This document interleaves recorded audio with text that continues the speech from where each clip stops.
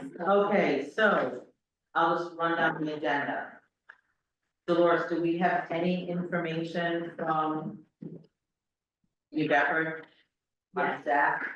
Yes, so.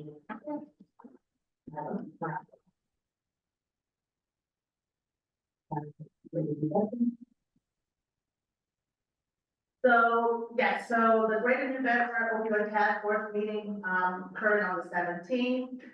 So for the month of September, there were 11 reported non-fatal overdoses and 2 fatal.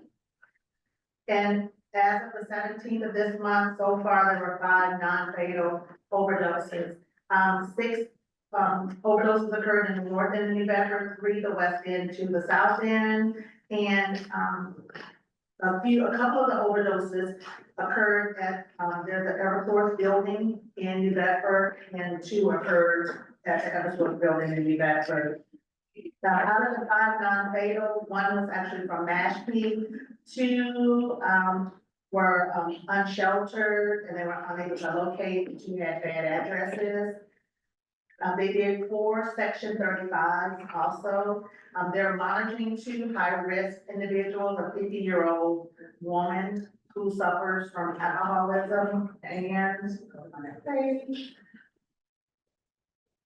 Sorry, what's my next page? And also, there's a 32-year-old white female who also is dealing with alcohol abuse. The non-fatals tend to be white men between the ages of 40 and 49. 4 overdoses occurred on a Monday, 3 on a Sunday, and the times were between 5 a.m. and 8 p.m. So the 2 fatals that occurred, 1 was a white female in her 40s. Actually, she died from fentanyl overdose, and she was mixing her medication with her friend in an apartment. And the second overdose, fatal overdose, was a 34-year-old white male who was unhoused. Narcan was not present at that time, was known as. This gentleman had been in jail for several months, had just been released 24 hours prior, used and had a fatal overdose. It was in the woods in Dartmouth, in New Bedford. His girlfriend was also there, but they were able to section the girlfriend. And the only other thing that occurred at that meeting, oh gosh, Carl House was at that meeting because he's doing, a bit of lights, next month to talk about, like the housing crisis and what we can do. And he reported that there's been a 36% increase of first-time homeless people from last year to this year this time. That's, I thought it was significant. Yeah. That is crazy. So, so those were the stats that came from the effort. Okay, thank you. I didn't have any stats, from Dartmouth. But Matt, why don't you, what do you got next? What do you got? Between 9:24 and 10:22 today, 247 phone calls. 101 unique client interactions for total 144 interactions. Most of it's health insurance. I would say a good third of it was health insurance. Next third of it is fuel assistance, and then it's a SNAP and homeless system, big 2 for that. Of those, 7 identified as addicts. That's pretty much it. And 10 homeless. Hmm, The 10 oh, home. that, 10 homeless. that's enough there too. Yeah. Laura Reimer, any public health nurse related services? I just wanted to let an overview of what the public health nurse does for the town. It's a part-time position right now, and public health nurse is supposed to oversee the physical and mental well-being of the community, which is a rather large position. So how I do that is through Maven, and that is the state database. At any time a laboratory in Massachusetts tests positive for a reportable disease, it goes to this database. The state epidemiologists look at it and they kick it to the towns and cities to investigate. So they're going to be like foodborne illnesses. They're going to be the diseases like COVID, foodborne like salmonella, tuberculosis. I actually will call the providers and call the patients to get more demographics. It's really data collecting because the state's trying to figure out where there's an outbreak or a cluster, or then we can go in and help mitigate what's happening. I inspect all the camps, day camps and sleepover camps in Dartmouth. I inspect all the body art, like tattoo parlors and tanning beds in Dartmouth. I work with the COA, I do wellness clinics there, and I go walk with them once a month. I am a resource for the schools and all the daycare providers in town, also any congregate care, so all of our, skilled nursing facility assisted, so they call me, they say we have an outbreak of this, or we have a, person who's got certain disease, how do we then, clean, protect the rest of our, employees and residents. I would be part of the emergency response team, so if we have to open shelters in Dartmouth, I would be part of that. I conduct, blood drives through the Red Cross monthly here at Town Hall, and that's been, really well received, because I think a lot of folks are somehow not posting the blood drives as much as they used to. And I would also I conduct educational and awareness, pop-ups, so sometimes you'll see, the Pumpkin Sit or round two in the summer doing sun safety. I go out and do chick awareness, with some of the, like round bend farms and places like that. So that's what public health nurse does in a nutshell. Alright, Part. had a long list. Well, thank you, Maura. At this point, any concerns with bloodborne illnesses, COVID or TB? No, we did have an influx when, we had the, migrants in our hotels. That was, a concern, especially going into the schools, because these people just didn't have access, to any of those type of things. So we had some uptick, like Rockland's got 40 cases of active TB. I mean, it's real.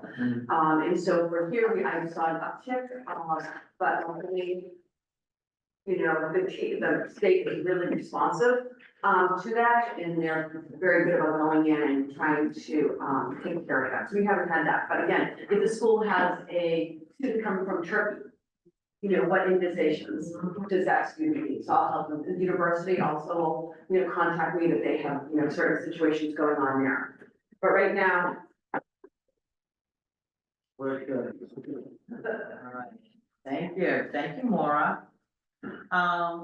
Dolores, I know you were rescheduling the Narcan and drug safety. Yes. Did you get a date? Yes, so working in conjunction with the New Bedford Public Health Department, it had to be rescheduled due to illness. I was able to reschedule for November 19th. It's still gonna be at the same location. It's going to be at the Dartmouth Public Library, the North Branch, starting at 6 p.m. It is open to adults, any individual who wants to attend. Also children 12 and up can attend, but they need to be in the presence of a parent or a partner.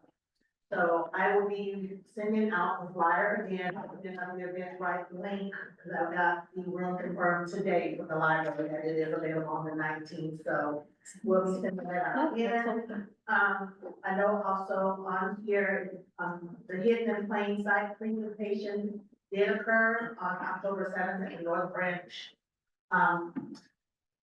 Branch Dartmouth Library. That was in conjunction with the Bristol County DA's office, where they set up a mock teenage bedroom and have items in the room that may be concerning to parents, children, or young people who may be experimenting with drugs. So we had a few people show up, but my motto is the people who show up are the ones who need to show up. So so those are the two, but be on the lookout for the one on the 19th, because we did have people scheduled for that. I reached out to them to let them know that I would be rescheduling and let them know, so I will be sending them out an email and sending out the links and everything to the school department again. So that's it, thank you very much. All right, welcome. You get an agenda, right in front of you is one, and we're down to current projects in the process. I'm gonna share some. So the RISE, matching grant program, they have extended, they have extended the application process to later in November, so we're going to be, finalizing our projects. I'm just back from vacation, so Dolores and I Yes. haven't even met over it. And Recovery Resource Library, I'm going to be meeting with the, library trustees at their meeting in November to talk to them about that and talk to about possible sites. So next up, the wellness curriculum and then get connected to the after-school program. And I know we have Ross Tebow, Yes. who's been with us, and today we have Sadie McGuire, the superintendent of schools, who is also here to go over those two programs, which these are things that we're looking to fund with our opioid settlement money. So I would just, Do you want us to jump in? I just want to Sure. say, like, it says on the agenda after school programs, but really we're talking about multiple ways in which the opioid settlement funds can help support different aspects of what's happening in Dartmouth schools. So it's not just after school programs. Just send me the slides, I just have to, I have my email here, so I'm not on my email here, that's the thing. So I have to figure out how to, like, do a Dropbox or something, because I do have the slides. so if you go down to that email, the little mail envelope on your Yes. screen, you should be able to log in Possibly, if you remember your account. because I've never, on my laptop, I don't. So actually, 365. No. Are you trying, you have an email to your town? Yes. So you have, are you VPN right there? It's not, It's a slide It's in presentation. Google. Yeah, slides for you. is it Google? It's in Google Drive. If you click on the Hold drive. on, it says Google Drive. But you know, log into your account? No, I shared it with Laura, so she But- has access to it. But she has an Outlook account. I have now. You should log into your Outlook. Can do it. Okay, The town uses Outlook and we use Google. yeah, yeah, so it is.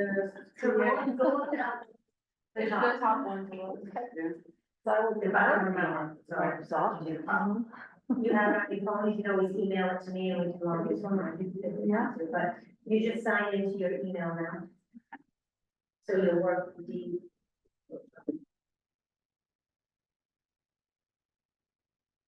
While we're waiting on that, I'll move down, I have a few more things, so we'll talk up. So, I have reached out and I have, follow-up conversations with a harm reduction vending machine that we're looking into. I spoke to the chief of police and we agreed that the location would make sense to have something available at the, mall. We've also, he suggests that we reach out and talk to UMass Dartmouth, so that's something that he and I are going to, he'll be facilitating and I will go. What we're looking for in the harm reduction vending machine. And PACA in New Bedford just received a model. So we're gonna look at their model. But what we're looking at, the vending machine with that, for harm reduction, it would have Narcan available in it. It would also have condoms. It would also have wound cleansing kits. And the machine we're looking at, all the person needs to put in is their home zip code. And then they put in, 815 and that product comes out to them. So we're looking, that's the vending machine we're looking at. Yeah. As a possibility. Where will it be? The Dartmouth Mall is one of our spots that we're concerned about because of the activity that happens at the mall. So we're looking to locate it up near the movie theater, because that's the thing that's open the latest, 7 days a week. And, so, and then when we talk to the college, we will see, but it may also end up being information for the college. Yeah. And they can decide, and, if they want multiple machines, and they can access funding for that, so. We're looking at, the one that we would put in would be at the mall. And then we will be looking at, through working with Mass Dartmouth, to talk about where it makes sense for them and would they like to do something similar and what kind of funding that they need. And How many units those machines hold, is it like 50? it depends, you can get a machine, you know, 4 feet or smaller. I was looking at mid-size, so there would be like 6 rows, 2 columns of each of those products. What we wanna know is how often, what do we need to track? How often are we going through them, you know? Right. And we'll be able to get a timestamp of, so the mall opens at 10 AM. So I mean, we may not get anybody before 10 AM or so, but, you know, when are people accessing this? Like, we're thinking Friday night, it could be a very busy time. Right. But, you know, and then if we're using more of one product than the other, refilling, Who in charge of monitoring? oh, we're still discussing that, in the police department. Yeah. Yeah, And is there an AED nearby? That vending machine, that's the only thing I would think of. Is that? There is an AED in the mall. I think. In the mall. Right, but so if someone's in this movie theater and you need to be Narcan, but. Yeah, that I will, Or maybe I put will a sign inquire, where. I will inquire. Put signage where the nearest AED is, so that if they're anticipating, you know, that they need Narcan, and if they're gonna use it in the mall. I mean, most of them are gonna take it. Yeah, that's what we're I thinking. thought I was gonna- But I will tell you that I just got back, I was in the Azores, and on the Azores, on the street, they have AED machines. They have like, looks like a little mailbox, Yeah. and like, they're here, there, and everywhere. Mm-hmm. Very interesting. yeah, so, and I also had a conversation with Connie Mimosa, Mhm. because, one of the machines that you're talking about, those 2 machines were actually through her, they were through DPH, so I'll have a more in-depth conversation with you about what we talked about, and she explained, because they still have a machine, but they're having a hard time trying to place it. She did reach out to the hotels, and they were like, none of the hotels wanted it at the hotel. Yes, the hotels in Dartmouth. But she talked about, you know, keeping it stocked and things that you would have to do, so, I mean, the things that I'm gonna talk about, the chief had already talked about, but so we'll talk about more of that later too, but, yeah. it's- And with Connie Mimosa, they got the machine for free, but there was a monthly fee. So, so that's something that, you know, when we go forth and looking at it, you know, I wanna be able to get data. And that may cost us, so, This is a whole. What about Yeah, we can maintenance? submit to that.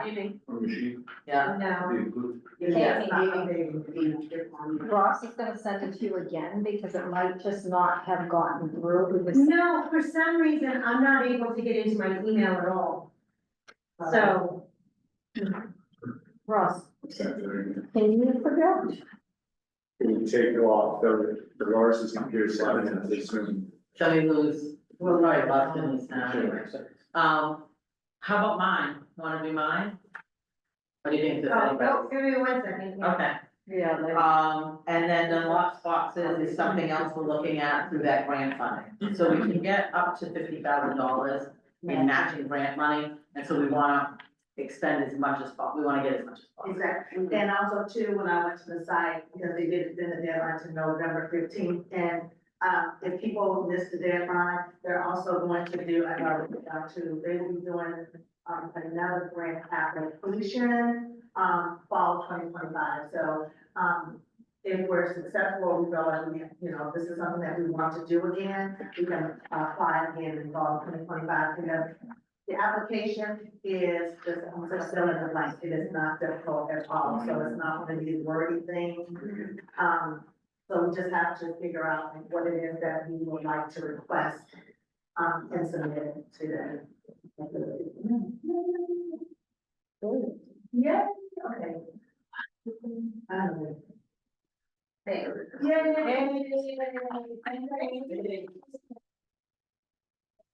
Girl power. I have to say that you did remind me of how much I miss Microsoft. All right, so. So we'll go to the next slide and then Ross will talk. Do the slideshow? Yeah. Again, wait. Yeah, that's right. Voila. I'm gonna do that. Okay. Just tell me when to put them on. June, you wanna? Yes, sure. So, thank you for inviting me here. I know Ross is a regular part of your team here and committee. But we were asked to come and just talk about some ways where we thought that some of the opioid money could help to support schools. And that would be, through the lens of being in service to what that money is intended for to begin with. And the way that we're looking at it from our lens is through education and prevention. And so what you'll see here as we go through sort of 4 different areas that we think that we can use that money in a way that, again, supports the intent of why the community is receiving those funds in the first place, we think is really important. And so with initiative 1, we're talking about how we, very nice. So those are our banners. This is all Ross, by the way, very creative. And those are meant to sort of replicate the Celtics banners, which is it's gonna happen tonight at the Celtics game. So, so for initiative 1, we're focused on social emotional wellness curriculum and implementing high quality curriculum resources focused on social emotional wellness to strengthen and enhance the DHS advisory program. So that's Dartmouth High School. So part of what we're looking at, and I'll ask Ross to jump in here because he's had a good connection to the work that we're looking to do at the high school. But just to give you a little bit of background, is right now we do use a social emotional wellness curriculum in our elementary schools. It's called Second Step. It's something that people in our field are pretty familiar with. And yet what we're finding now is that there are some other resources that have become available of late that actually are probably even more relevant. And in particular, Ross is going to talk about one that we think that we're going to pilot at the high school. And then hopefully we're going to be aligned K-12, pre-K-12. Dolores, can you just advance it to the next? Oh, yes, I'm sorry. Or do you want me to go through? all- I was, yeah, if you wanna go Yeah, through all all right, 4 if of you want to them. just go back again, then, so. Ross and I didn't practice yet. So If you you have to hit go the back. back arrow button. There it is, I can find it, hold on. Okay. We usually practice and know what we're gonna do. We're also talking about initiative 2, which is we have, last year we piloted the use of vape detectors at the high school. We're looking to build on the use of vape detectors, not as sort of a way of punishment, but it is a gotcha. And we do want to, make it really clear to our kids that it's not okay to vape in school. It's not okay to vape at all, but we certainly have to have some, obviously protocols in place where that students that are in fact vaping, which we are finding a problem. So it's already at the high school, and you said that you want to expand it, are you trying to expand it to the No, we're trying to expand it at the high school only? Okay. Currently, we only have it I'm sorry. in one of our bathrooms and the kids know it's there. Okay. So put them in multiple bathrooms at the Yeah, high school. the kids are pretty savvy. Oh, yeah. And so, but I mean, as importantly as having those vape detectors there, we're gonna talk about is what we're doing when we can find that kids are in fact vaping. Yes. Initiative number 3 is about after-school programming. And again, what we want to do is provide students with more safe, supportive environments beyond the school day. We know that that acts as a deterrent, and that does curtail kids from getting involved in risky behaviors. And finally, initiative 4 is around expanded safety personnel and educational programs. And that's about adding additional safety personnel at Dartmouth High School. And we believe that these funds can provide some educational programs for students in need via this personnel. Yeah, so you can hit it a few more times, Dolores. So the social emotional wellness curriculum that June alluded to, it's provided by Wayfinder. And it's really a curation of digital resources that are aligned to various aspects of social emotional wellness. One of the things we like about Wayfinder is that at the high school level, students can be pretty skeptical, right? Particularly when you're talking about social emotional wellness and things like that. Wayfinder started at the high school level and kind of moved downward from there, which is different than some social emotional wellness curriculums.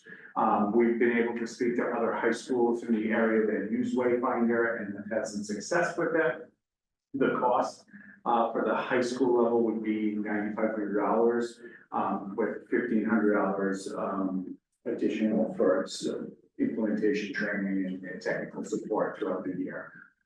We really think that this, we have an advisory program already in place at the high school, which is where we would embed this.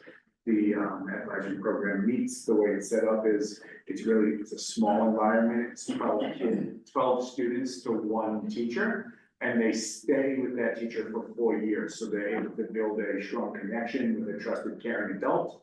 And the idea there is, again, you're building positive relationships, and there are 3 main focuses of our advisory program. One of them is personal wellness. So we see this connecting directly with that strand of the advisory program, and obviously supporting healthy decision making. And hopefully we're, preventing use of addiction. So my question, because I'm looking financial, so it's $11,000 initially.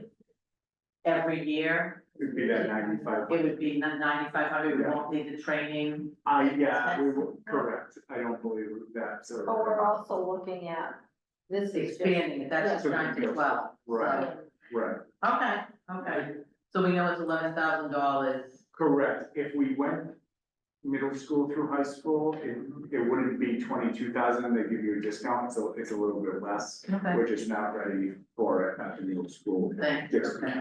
And is that if we, we're in November now, if this goes and we're able to start in mid-year, is it still the 9,500? Yeah, I think it's the license is a calendar year. Calendar, that's okay. Right, yep.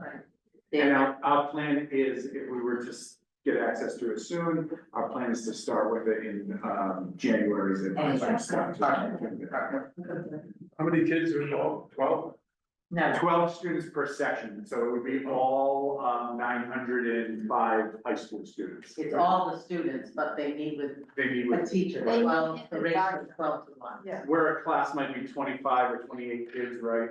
For advisory, it's 12 students to one adult. So you guys would be providing the staff and breaking the kids into groups, and then this money is going towards the program. Yes. That staff. Yeah, that's right.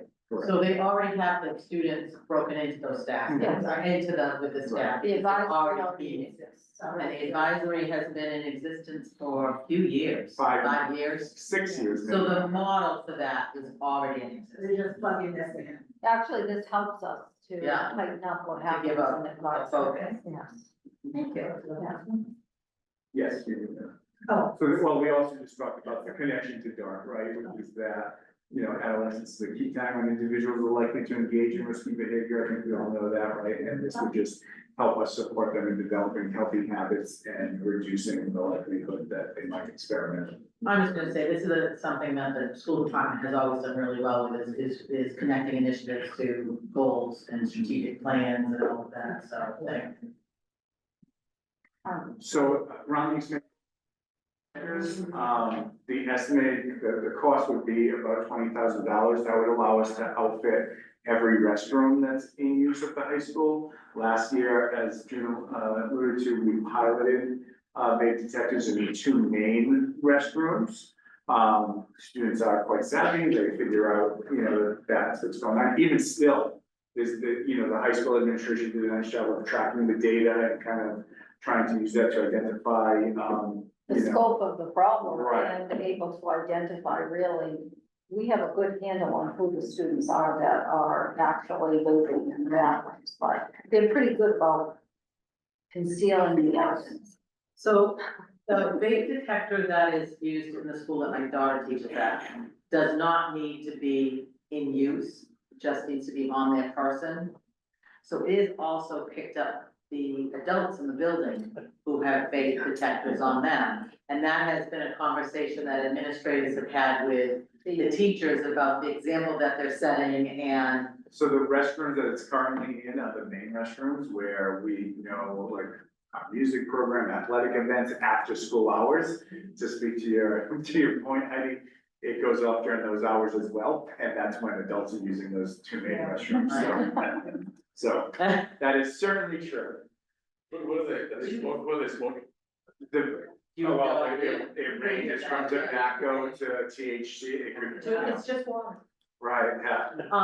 Do you have, does it come with, I'm just gonna say, posters that talk about the harmful effects of vaping or? No, we No, haven't done any of that yet, but that's part of the, last year and really this year, our whole purpose was, first of all, we were responding to kids. So I meet with kids, monthly, the superintendent advisory that's made up of a mix of kids.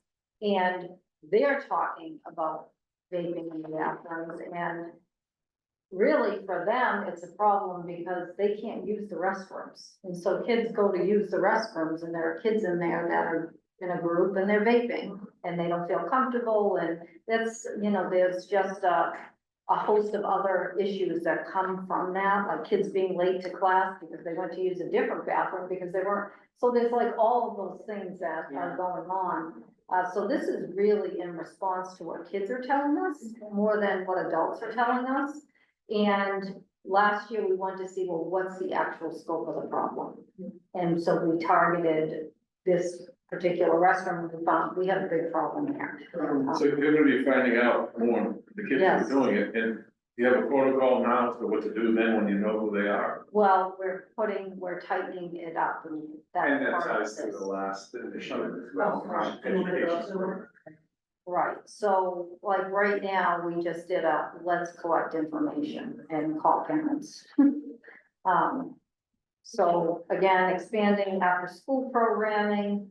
This, as far as the cost of this, like we know right in here in Dartmouth, the high school does a good job, right? There are clubs, there are extracurriculars, there's sports, there's drama, there's music, there's all kinds of great things happening. Middle school does some work for the after school programming, but I would say for as good a job as they do, it is somewhat limited access for kids. And I say that because there isn't transportation and there's a cost associated with it. And so for some kids, that's just, it's not attainable for them. At the elementary school, there's nothing. Like there really is, and it's surprising to me to see in a community that there really is nothing being offered for after school programming, other than, childcare through the line. So, and that is even limited, and so that's really work that is part of our strategic plan. We know we need to move in that direction. That's a really important time, for kids and for families. So we put this together. It's a good faith estimate, but I wouldn't say that this is like right down to dollars and cents, just to be fair. We know the buses are quite expensive. You see Ross had put 32,000 for transportation and 8,000 buses are expensive. Oh, that's not true, yeah. Right, and this is such a big town, right, as far as the, Right. citizens, but. But we're also talking about inclusivity. And when you offer a program, but you don't have transportation, only the kids that can participate are kids who have families that can transport that. That's right. And we're looking at to encourage the students who don't have those connections to get connected. Those are the kids So, that need to be here. Those are the kids that need to be here. Right, absolutely. And also, I just wanna say, we have had after-school programs 1,000 years ago, completely run by volunteers. So although $64,000 another big, I know from experience that it has to be paid staff to have the commitment to actually do it, because when you're volunteers, And people should be paid for their time. yes. They're working. And they're accountable to continue the program Right. and to, perform by the standards of the school department. Yeah, and I have to tell you, so in my former life in Brockton, and for 3 years, I oversaw all the after-school programs in the Brockton Public Schools, the vacation programs, the summer programs. So it's, for me, where are the after-school programs? Because they were such a critical part of the fabric of what happens. So again, I'm going to ask, if we could fund this, would this be what it would cost for the balance of this school year? No. Okay, We wouldn't even, at this point, this late, when you decide, if in fact it is funded, we'll be lucky if we get something up and running by the spring. I mean, it Okay. takes, we have to design programming, right, we have to advertise for teachers, we have to. So looking sign kids ahead. up. for fiscal year 2026. Yes, It would be $100,000. yes. Okay, okay. Yeah. No problem. Where'd you come from? Yeah. So this, last initiative is around expanding safety personnel, as you, spoke about vaping in the bathrooms, right? This would allow us to add an additional security monitor at the high school who will be able to help in monitoring the bathrooms. Right now, with the vape detectors, the way it's currently set up, we're getting good data and good information around the scope of the problem. But as David asked about like the response and the protocol follow-up, it's a staffing issue, because, we just don't have the staff, if we're being honest, to respond in the way we would need to, especially if we're talking about expanding to all of the restrooms. The other piece to that, is the educational component, right? This is not just about catching kids. It's more about identifying students who are in need of additional supports and services. And so what we would like to do is create educational programming that our students, particularly our students who are repeat offenders, have to complete, not as a punishment, but hopefully to educate them about the dangers of vaping and to prevent, future use. That's kind of the idea here. And so 27,000 would allow us to add an additional security monitor, and then the other funds there are for to be able to provide educational programs either on a Saturday morning or in the So afternoon. there is a, measure of but what it is a diversionary measure, right? Right. So, and that's how we look at it. The other thing I would say about safety personnel, just to make it sort of really tangible, is like next door at the middle school, you have safety folks. If you notice, if you've ever visited a middle school, you walk in and there are two safety people right there. And that is unique, by the way. And I love that here. And the reason that I love it so much is because I do believe that it provides a level of safety and security at a middle school that catches things off and is preventative. And so, for example, I'm always at the schools, but I'm at the middle school and the cameras are in the hall and the security monitor, and I'm talking to Mr. Rossi. And I'm watching the way that they handle their bathrooms, because I think they do a really good job where they have, outside the bathrooms, they have a desk, and then there are 3 spots for passes. And if there are 3 passes in those spots, then if somebody comes up to use the bathroom, they can't come in. They have to stand, wait for somebody to come out, take the pass, and they put their pass, then go in. So you can't have more than 3 kids. So I said, well, what happens if the kids ignore it and they just go in? And he said, watch. And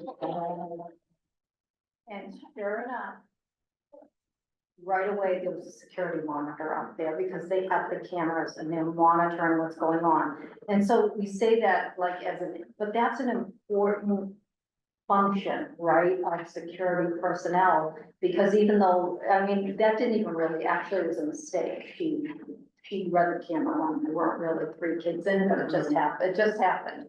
Ironic, yeah. And so it was funny, but kids know this. And so therefore, you don't have the vaping issue to the degree that you have it at the high school. So we have security monitors at the high school, but they're not as many. There are as many, but the kids are engaged in even more risky behavior than they are at the middle school. Because they're taking those chances, yeah. So that's what we're sort of responding to and trying to get ahead of. It's ironic that you're talking about this, and I'm thinking back to my years at Dartmouth High School, where we had a matron. White starched outfit with white tights, white shoes, a cloth I on her definitely waist. don't want to see that again. No, but I was telling you, as you're saying, and I'm thinking, it was so that they wouldn't be smoking in the bathrooms, because during my 4 years, they had gotten rid of the smoking Yeah. lounge that they had when Dave was there. And so now they were concerned that we were gonna smoke in the, but I have to tell you, I can remember, think back to high school, so many girls sobbing with this person, breakups and different things. And I'm just thinking now, oh my gosh, what a service they provided. It makes a difference. So And right now, that's- we only have one female security person at Dartmouth High School, and so we want to think about what we can do. to- Interesting, interesting, Well, those that's- connections. Yeah. That's where we are. Thank you. Thank you, and of course, the presentation. Did anyone have any questions? I think- I'd just like to say something if I can. Not to sound disingenuous. I think we asked the school department to help us. We don't, our intention is not to dump the problem with schools, but to take, and what I see you've done, is my understanding, is to blame it on the side. You've taken existing programs, the programs you have some history with, you've gone to the outside world. And you're not totally reinventing the wheel here, you kind of, the wheels are moving and you're adding on to the package. And I, for one, you've added transportation, you've given these kids who have nothing, just a place to go, which is what we've been talking about. And I just wanna say that, I think it's, what you've done is a phenomenal start. It doesn't answer every question, and it may create even more problems, Usually but does. what we ask. No good deed goes The unpunished. day that we hired Dr. Tim McGuire and knew that she came from Brockton, I knew that she was gonna be able to help us, cause there ain't nothing she ain't seen in Brockton. So I really appreciate. Not my much point of- surprises, I can say that. Exactly. I really appreciate what you've done.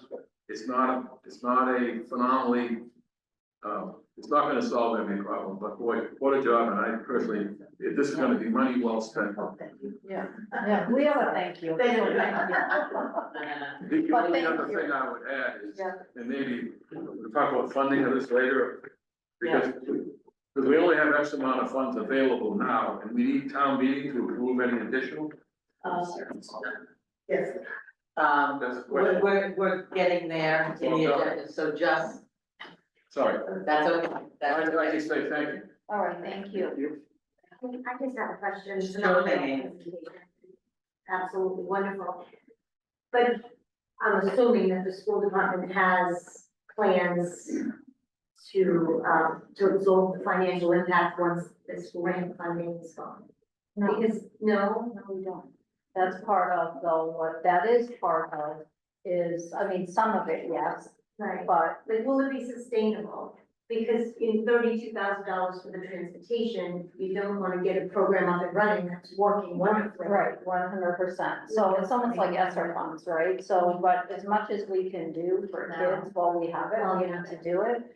And at the same time, like that becomes part of our bigger plan, right? Our strategic plan was approved on, a couple weeks ago at school committee, and this all fits into our strategic plan. Like there's nothing here that's outside of what we proposed. And what it does do is it contributes to our overall budget ask. So when you say that, whether we get this funding through this Mhm. opioid funding or not, this is still part of our plan. So we have to go through the town and ask for the funding to be able to support these kind of opportunities for kids. I have an answer to that, if I may, that, you have to show me a better way to spend this ARPA money. And there's $1.5 million over whatever the number is. Yeah. And to me, it's a contest that I think is gonna be easy. Right. And we can spend the money on that and you can use some other money, and that's my vision, and hopefully that'll be the case. It's $30,000 for transportation well spent, if that be the case, that's my view. And it will go up. We'll see. Transportation. But in looking at this, as I'm looking, because we also just talked about all the programs, the other programs that we wanna fund, the Recovery Resource Library, the harm reduction vending machines, the lock boxes, there's other things now, and there'll be other things in the future. But like every department is gonna hear me say, and the school department is always very good at this, is what do you really need to run your And program? that's what we're So doing. my thing to the COA would be, what do you really need? don't say, well, I'm budgeting $10 for this because this year I needed this thing for $10. So it's, what do you need to be the best program? And then the town really needs to start thinking about this. If what we really want is this, then we have to, if we really want, I'm gonna go with Cadillac because that used to be the big car. You know, if the Cadillac is what we want, and we're only funding the scooter, you know, are we willing to say, we'll move up to a Subaru, I don't know, the car, or Volkswagen, and are we gonna be okay, because that's still forward movement, but we've got to know what we want for our town is this Cadillac. So we gotta look at ways to get the Cadillac. And the school department, every year when they do their budget, they always talk about what the administrative wanted, X number of programs or people, and it can't, because this is all they can get. But we always know what they really do need. And I really need COA, DPW, police, for all of those departments to do that, because we're not even looking at Cadillac, Right. you know? And also too, I know. Oh, you that too, I need you to do your budget that way too, I didn't wanna leave you. How much the bad one, but I love don't to do watch much. it. And what I need, well, I can tell you what I need, but okay. And also these funds, are coming in for a period of time, and hopefully with the grants, there may be opportunities to do matching grants too, so, I think there's a lot of opportunities out there, not just to say that we are just utilizing the opioid settlement funds, but we can utilize them any way we want, as long as we meet those strategies. And prevention, no, my heart is, that's where my heart is, prevention, is a big thing. And I think the town would be appreciative of that, especially when we're working with our kids and trying to prevent, a fatal overdose. Or And anything like this that. is a lifelong It skill. is. If they are making good decisions, we Relationships. want that, building good relationships, Yeah. making good decisions. What we're trying to reduce is the number of experiments, Yes, because I got nothing Because the else drugs to are gonna do. change, in the next 10 years, we're not gonna be talking about fentanyl and, you No, know, no, coke, it's all gonna change, so, Yeah. what about critical thinking yeah, and making good? and building healthy relationships and building decision making, so, yeah. so is Denise still She here? is in the corner. I see her, Denise. So I'm here. Thank you. I'm gonna skip right now the opioid settlement funds with Gary, because one of the other big pieces we've been working on, and for quite some time, is to develop a position that would assist us by overseeing the opioid settlement funding, the programs that we wanna do with the opioid settlement funding, and expand it. So I've been working with, a small group, and so what you will end up seeing in front of you is a position that we are proposing, Fine. which is the substance. Well, somebody from the school department there, so whoever, so you guys. Yeah. Substance Use Program Coordinator. Grade 7 is how the town of Dartmouth associates the tasks that the position is going to do to a salary and benefit package. So a Substance Use Program Coordinator, in looking at the, what they need to do and the background that they have to have, it's been determined that that is a grade 7, position. What I also want to, tell you is in working with Gary and Denise and Chris and Dolores, and a few others at defining this position. To start the position, what we're going to be doing is funding 90% of the salary out of the opioid settlement funds, 10% in the first year being out of town funds. That would, once we get this up and running, we're hoping to have this position start this not calendar year, but fiscal year, prior to FY, so we're now in FY 25, we want that program. We would then add this position into the budget for FY 26 for town meeting to be aware of it. But in the second year, we would be doing 80% opioid funding, 20% town. It will take us 10 years of integrating this position before it becomes a position that's fully funded by the town. That being said, what we've talked about is this position, if it morphs into more than opioid settlement, because what we've talked about is there's other things that are happening. Oh, that's fine. Matt Danstrow does outreach. We just heard what Maura does with, and it really is someone that can assist with everything, all these other legs in our town. Over those 10 years, we may speed up the process to moving it into more funding from the town. Because as we go forth and we have to do reporting on opioid settlement money, it needs to be, we're looking at spending it on opioid related matters. So it's a very small initially commitment from the town, but it will take money. The other thing is this program coordinator would be the person that goes out looking for other grants. So when we get to Gary and he talks about what money we have, there may be that initial thought like, oh, we have this money. But once we're looking at the programs we're trying to do, this money gets eaten up. And so the reason Dolores and I are looking at a rise grant is because it's like, if you build it, they will come. We're gonna get one naloxone machine, which could be up to $12,000 for that one machine. And then there's going to be a maintenance fee, there's going to be a restaffing, a re-supplementing cost. Some which are covered by another grant.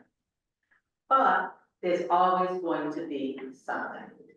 And so this program's not going away. We're going to get monies through the opioid settlement until 2038. By 2039, there will still be a need. So, I'm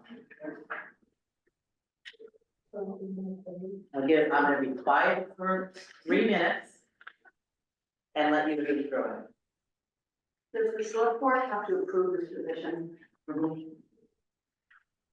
And there's not a hiring freeze in town right now? Mhm.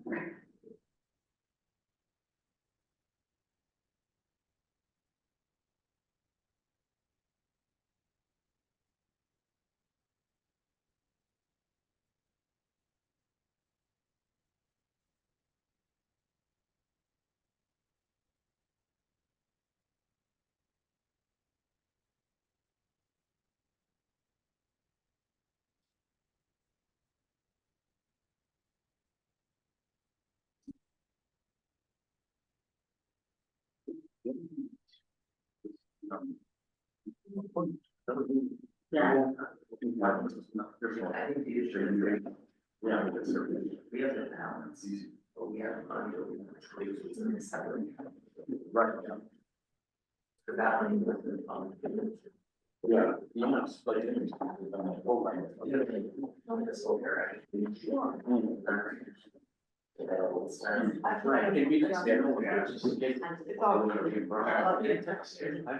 It's not gonna be reimbursed, they're just giving us money. Right, I haven't seen it. Oh, let me see if I can.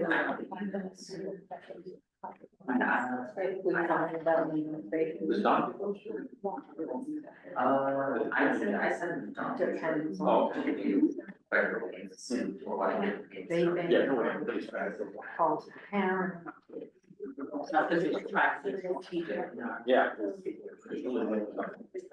That- Hang on. This website, I clicked on Dartmouth, but then it will tell us what I'm now. It'll tell us. They are. And. Yeah, what was it, Logan? Matt.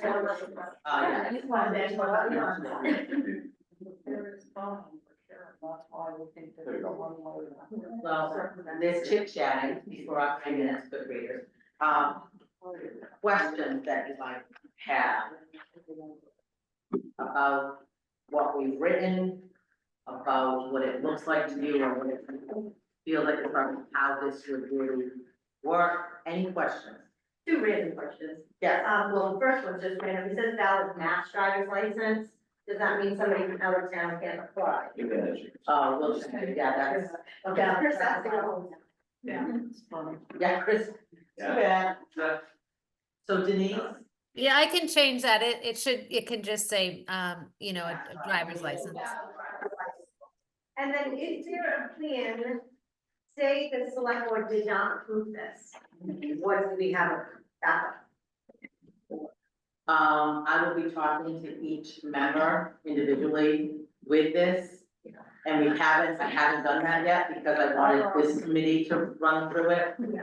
And then I'll be talking, certainly, I shouldn't have to talk to Dave, because he's been a part of this, but I want to explain, this to them and ask them if they have questions, and they'll certainly, you know, have this. We've done a lot of legwork to look at what this looks like in other towns, and what we have discovered is that in other communities within their board of health, they have a number of paid employees that this can become someone's job or a part of someone's job.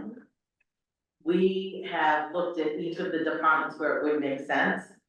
Now, I'm not gonna look at DPW, but the departments where it would make sense, that's not the case. So we're looking at, and we've had people talk to us about what if it was part-time, you know. And we've done a deep dive on that, knowing that what we want is someone that's invested in our community. And to start that, I'll use, I'm gonna say that this person would be paid, $20,000. Because it's gonna be that split, we're asking the town to put in $2,000. Right. You know, a very minimal commitment to this. Over the course of this time, of the next 10 years, we may find that we need to tweak this. It can involve change, but to get it up and running, we have to give it a good start. And if we try to do it with a part-time person, because we're asking this person to go to the Greater New Bedford Opioid Task Force meetings, to go to the PAC, to go do some legwork and get do all that resources. And if we say, you're only working for us as a part-time position, 20 hours a week, they may spend 12 hours going to meetings and be of no use to us. So I really. So I agree with you, so I'm kind of playing devil's advocate. Yeah, absolutely. And I'm coming at it as from a separate department. Yeah. Where I feel that, and the select board may not have been aware of past requests Yeah, for the need.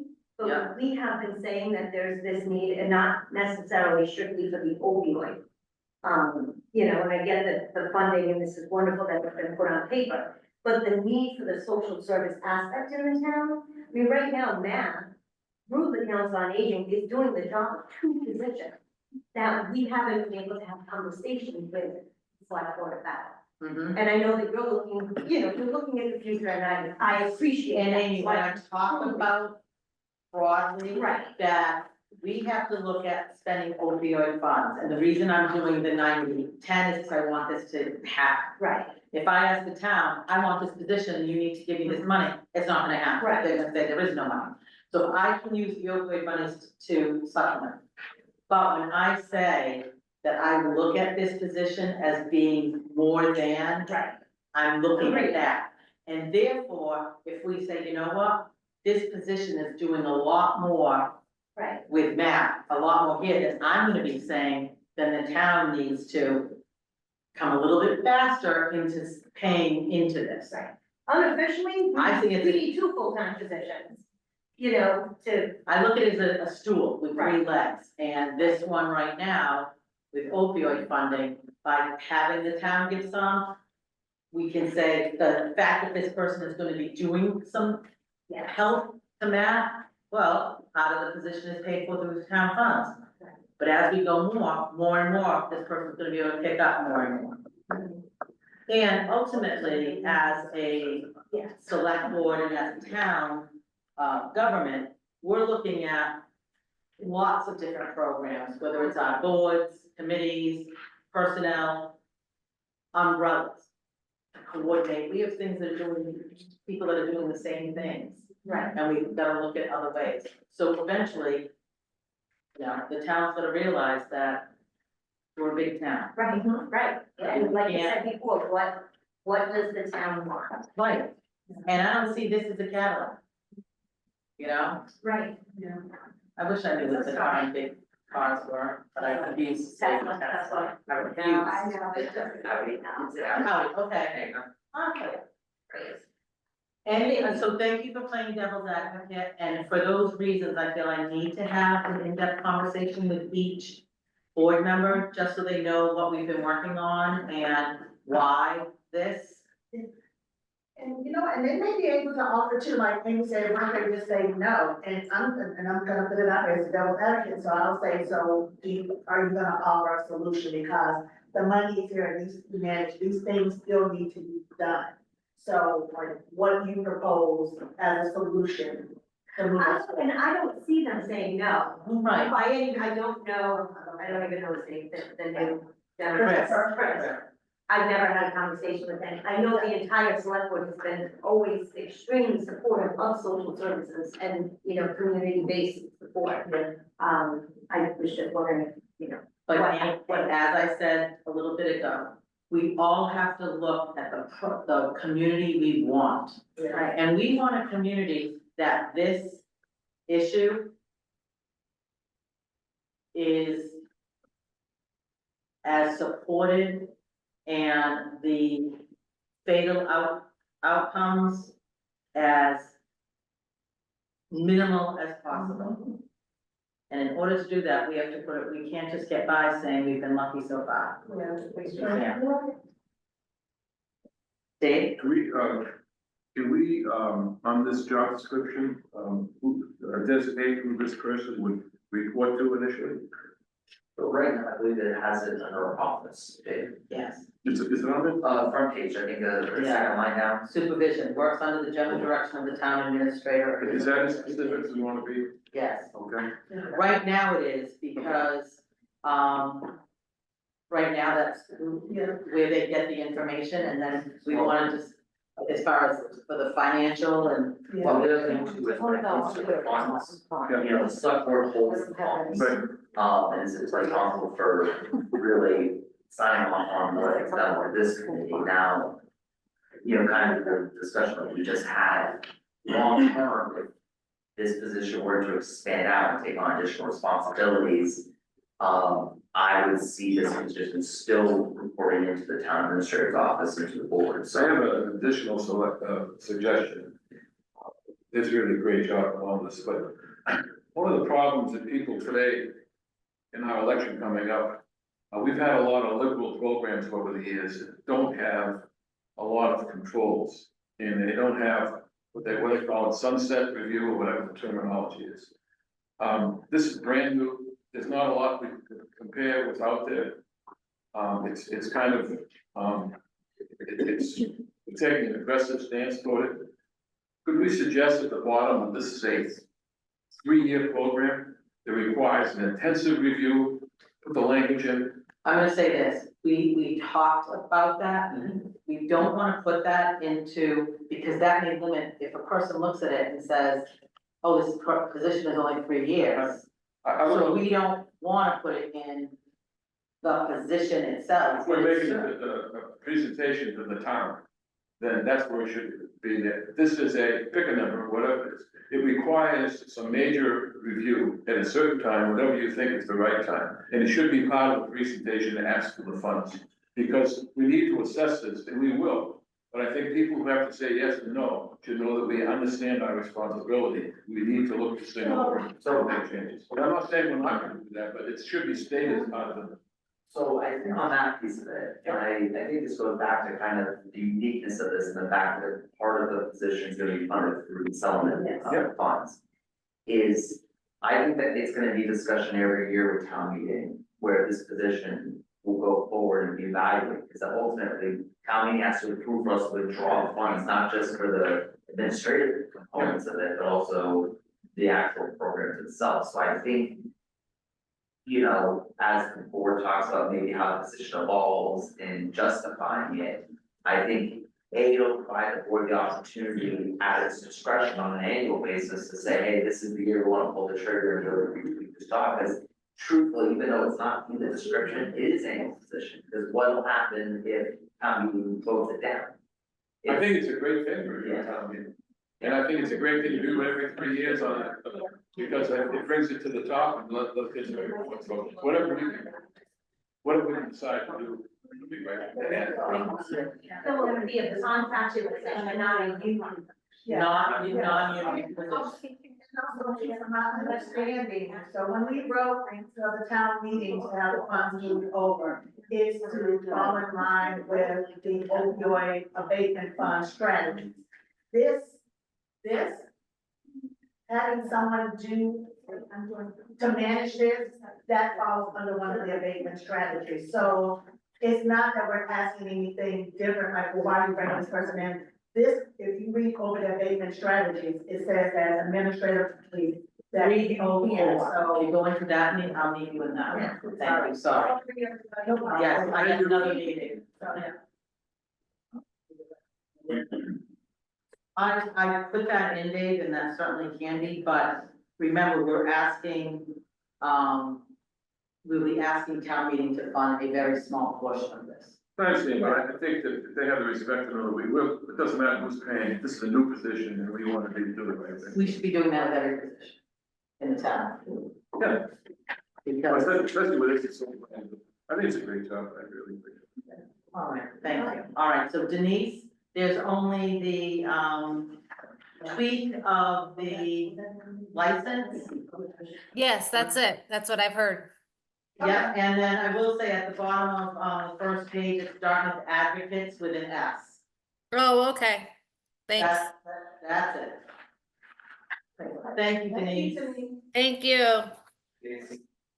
All right, opiate settlement funds, Gary. So on this website, it seems like it's, I don't know, how this updated this is, it says 200, it says the total received is 243,457. That's what. Yeah. Oh, no. But it says it's updated since 2023. You're right, that 80,000 was given from town That's meeting. not what we're talking about today. No, but, This is the money that we've received as a town. yeah, So I totally set, the 80 came out of that, but right. we're talking about what the state has given as of 2023. I think that's low. It's, Right, and we just received some more money. Yeah. That's an old one. But it says also, says we can tell this data is not correct, it says zero expended. So we know we've expended. So on our last, we just had to turn something in for October 31st. Okay. And a voucher. So that one is from last October Right. 31st, but we hadn't spent. Yeah, we've had none. So next. Yeah, I think it's like 400.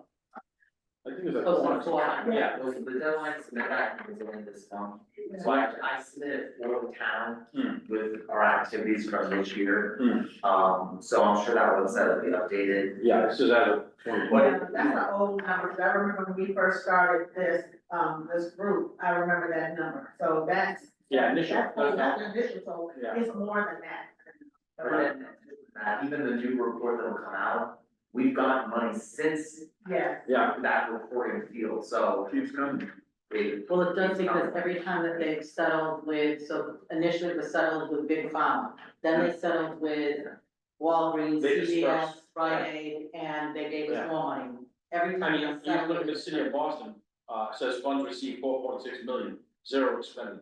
You know that's wrong, they probably expended Yeah. 4.6 million already. Okay. And Yeah. received 20 million. Right.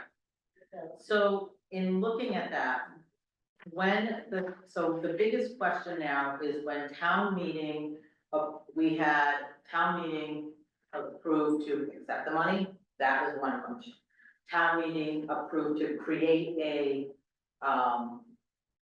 stabilization fund for opioid settlement money, that was a separate. Then the town voted to move $80,000 of that into an account for us to expend. Right now, that's all we have to expend, Which we've only expended. a couple thousand. Yeah. Yeah. So now, no, I'm gonna get it, Dave. So now we're looking at the June town meeting of moving more money. But what the state is saying is that there should be a way that we do a one-time vote of town Yes. meeting so that money can be put in as needed without going back. Yeah, they don't do that. So what I suggest is, to me, this is like any other budget, really, in a sense. We should probably have some kind of projection of what, if in fact, now not knowing when this position, for instance, will be funded, or will have in Yeah. place. But there should be some kind of projection of programs that might wanna be, implemented during the course of the fiscal year. Right, so So that's go with what the we've town. heard today, Yeah. all these things.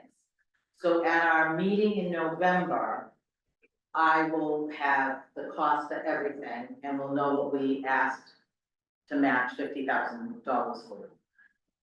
What we want to do is start creating, extending this.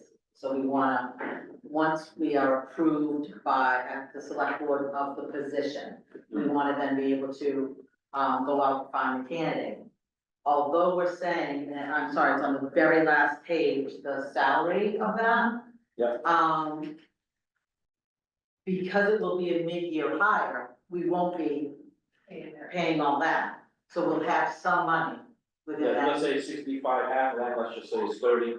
Right, 10% of that would be 3,000, just for the sake of argument. So Right. that's really what the ask will be out of the account. yes, and the rest of it comes out of the Yeah, opioid, out of right. the 80,000. What the school department just asked us for, which comes out to be a total of $164,500. One of the things they said was, they won't be able to implement some of these, but if we're committing to those funds, when we're asking at the June town meeting to drop the funds into that account, that's when we would be technically able to write the checks to the school department, say, But yeah. for, Programs the committee would vote on, yeah. right, everything else we'd be getting out of, because say for the, we would have the money to get the pilot program, the number one, the social emotional wellness curriculum for $11,000. We'd be drawing down that aid. Yeah, I mean, to your point, they did say that they would not be ready for the initiative 3 till 506 anyways. Which is $100,000. Which is 100,000 of 264 was, so then the data protection's 20.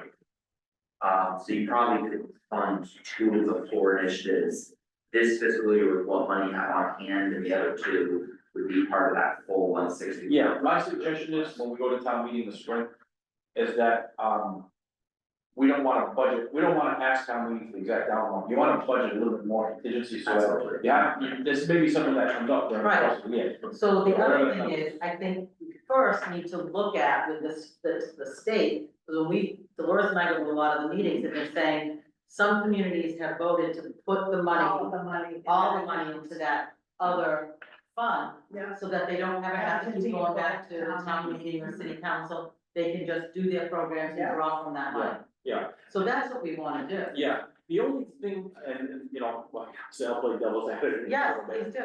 I think the only thing with that is, you have to have a clear description of what you're doing with that money in town meeting. And that's why we have this, when we wrote it, and whenever we requested the $80,000, I wouldn't be specific, just use the strategies set forth by the state. There are 5 strategies that you have to use it for. Prevention is one, harm reduction. So instead of saying we're using prevention and we're going to go into, putting elementary school to do A, B, and C, I wouldn't be that specific. If you're putting down the strategies, because that's what we're using, we have to use the money for, you have to report that back to the state.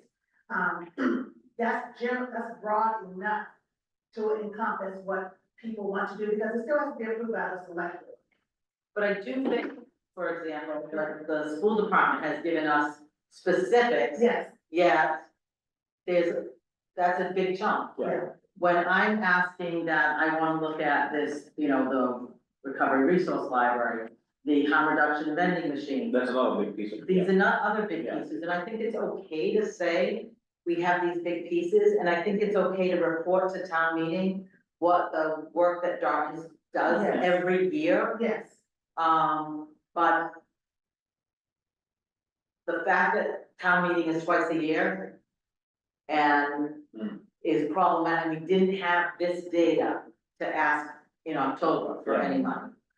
I just- My only comment is, the one way to look at it, however, is that next June, we'll have a good idea what we need to spend, what the program will be, but there's a tiny chance that we need more than $80,000 before June town meeting.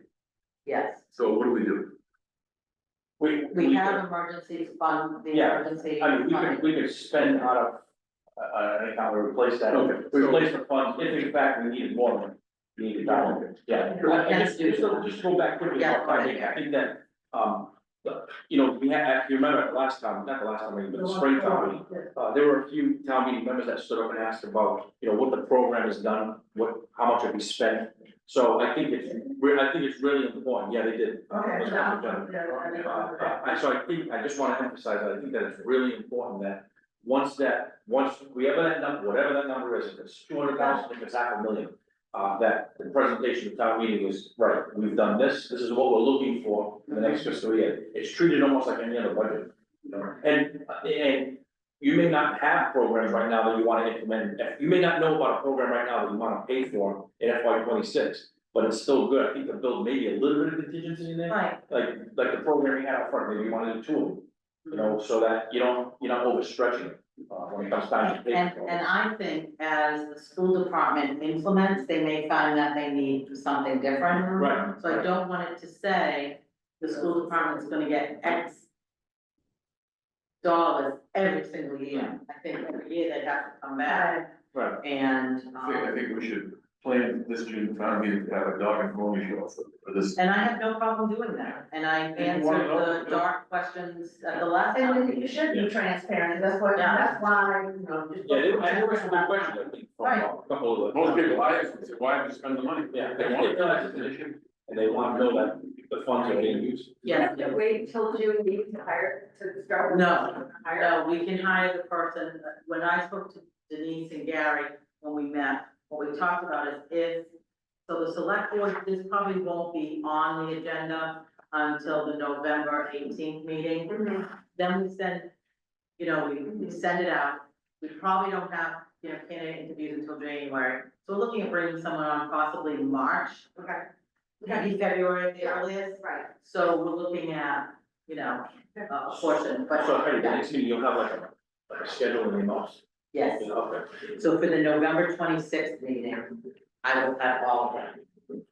Now, that being said, last night, so let me go back to this. Yeah. Community Justice Resource Center, this is just an FYI. There's a Community Justice Resource Center located on Route 6 in Dartmouth, and I have to be, complete, they had an open house and I attended it, and the resources that they have to help people who either are incarcerated, pre-trial, post-incarceration, are phenomenal. And Matt Dancer was there and he has the information, but it's one more thing. Is that the one you're looking for? Yes, Yeah. that Matt knows about, that I think is something that this person should be helpful with. And I've also spoken to the police department because Matt O'Connell is kind of the person that deals with the opioid stuff. And, it would be important that, Matt too knows.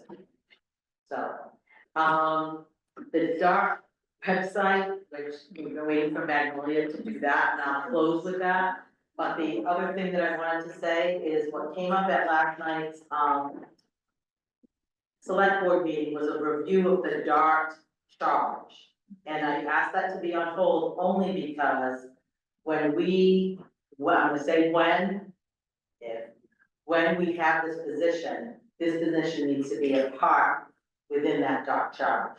So I'm gonna be redrafting the DART charge after the select board approves this to reflect where this position fits into all of that. I asked for this to be on the web, on our agenda, Yeah. thing because after our last meeting, I'm like, oh gee, this all sorts of great resources, let's take a peek to see, what they are, and familiarize myself with it in case I was ever in a position. And I couldn't find it. I looked at the department, looking, I can't find it, so I actually sent, and I'm like, hey, can you help me? And I'm like, oh, we're a committee, maybe it's under the committee. I can tell you right now, our residents don't know that we have a committee and that no one is gonna go look for resources under committees. So if I'm a parent or a person in crisis and I want to go to I'm like, oh, our town has resources. I am not gonna spend 2 hours hunting for them. So it would be great if we could make them more available and accessible. Well, one of the things, just so that you're aware, one of the things was the fact that it was being built kind of in the back. Yes. Okay. And so, while we were still getting it built, that was one of the reasons we had. Okay, that was, like, ready for. Heidi's point is right, but I don't want to invalidate what you're saying. Your point is very fair. It is hard to find it if you don't know where to look. That is the problem that we get about the website, about every corner of the website, that's the thing we get, and it's not unique. The Heidi's point is correct. There was not all of the resources posted at that time, but But if I'm in a crisis, Yeah. like, I'm not looking to take access. I'm like, oh my gosh, and that panic feeling of family member or Right. person who's in crisis, like, I need answers now. So I apologize, I'm gonna let Magnolia show that, but unfortunately, I have to meet with the superintendent on another matter. So I'm gonna go to another meeting there before I come back in here. I'm gonna teach my course from in here tonight, so I can go back to select board at 6. Thank you for coming again. I wanted to make sure you had. No, I have the information, no, so it's going to be something that Ross has taken out. I always. I'll just talk through it quick. So since you made that point, I've added a link to, from the youth advocate page on the right on the side. It has the full Dart thing, it'll bring you right to the page. Yes, Of course, have all the practice and also the specific pages for you.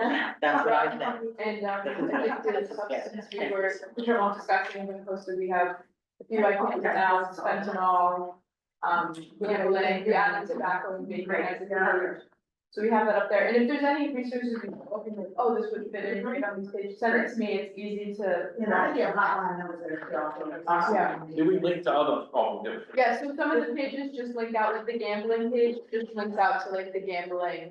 That side and. And then from that site, it's split where it's like, are you someone looking for resources, or are you someone, there is 2 options, are you like a caregiver? This is like our existing, This is all on the existing website. Yeah.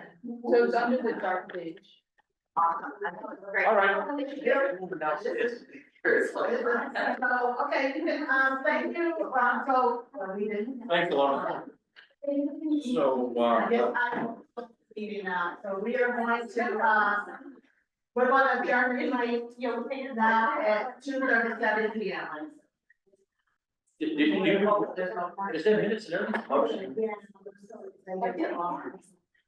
Second, I'll second it. Okay. The motion has been made and seconded, so. All in favor? We're all present, aye. All right, start meeting adjourned at 2:37 P.M.